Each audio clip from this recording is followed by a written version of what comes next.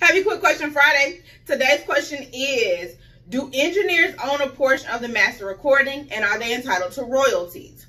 Yes, engineers technically do own or have an interest in the master recording because they help to create that copyright, which is the sound recording. And the creation of mixing and mastering and getting you to that final master recording, their energies and efforts help to create that copyright. Typically, though, you are not hiring the engineer as an artist individually. The engineer typically is coming with the producer who is helping to create that master recording. So the producer is paying the engineer out of their fees, and they have an agreement, typically probably under some work for hire as well, not sure, that covers their interest or what have you.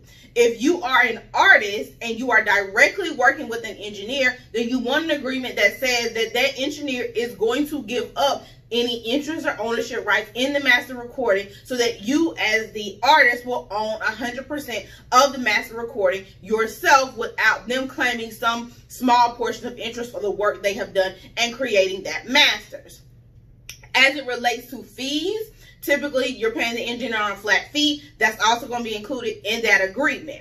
As it relates to royalties, there are very, and I say very few engineers in this business that are collecting royalties for master recordings that they help create. They don't own an interest typically, but they may be collecting royalties just because of the reputation of that particular engineer. Most engineers are not collecting royalties. They're getting paid whatever their fee is, and that's the end of the situation with as it relates to the master recording or anything else that they're going to do. It is a very rare situation, but it does happen. But of course, like anything else in the business, what is rare today may not be rare tomorrow. But as it stands, typically engineers are not getting paid royalties for their participation in the master recordings, but it does happen, okay?